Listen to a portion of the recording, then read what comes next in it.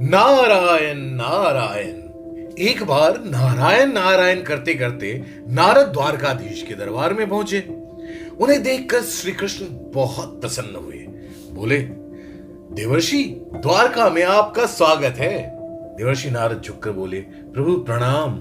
एक प्रश्न मेरे मन को परेशान कर रहा है कि ये माया क्या है। श्री कृष्ण मुस्कुराए और कहा, माया के बारे में हम विस्तार से चर्चा करेंगे। अभी मैं टहलने जा रहा हूं, आप मेरे साथ चलेंगे? अवश्य प्रभु। दोनों दरबार से निकले और द्वारिका नगर से बाहर आ गए। चलते चलते दोनों वीरान रेगिस्तान में पहुंच गए। बड़ी ही चिलचिलाती गर्मी थी और भगवान श्री कृष्ण थे कि रुकने का नाम ही नहीं ले रहे थे। नारद जी की अवस्था खराब हो रही थी, किंतु वे बोल कुछ भी नहीं सकते थे। चलते गए। अचानक श्री कृष्ण रुके।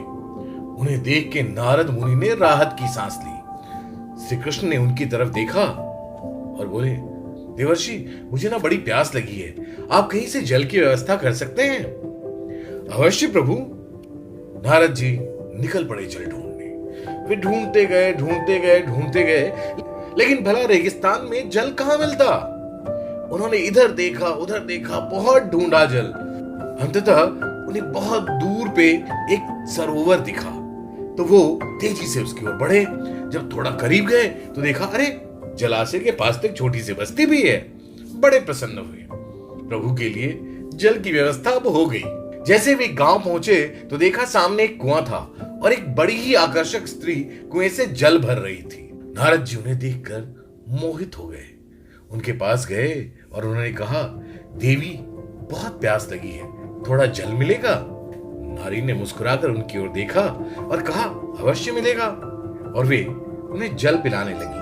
नारद मुनि जल पीते समय भी बार बार उन्हें देख रहे थे और बड़े ही मोहित हुए जा रहे थे।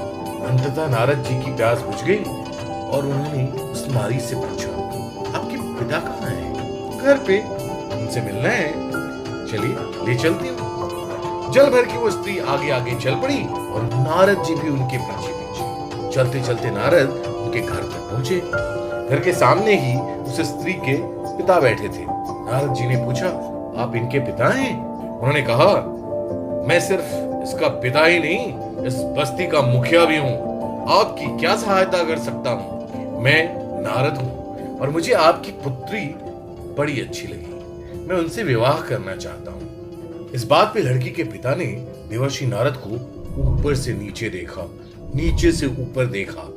आप हमारी पुत्री के लिए अत्यंत योग्य वर हैं और मैं अपनी पुत्री से आपका विवाह भी करा सकता हूँ।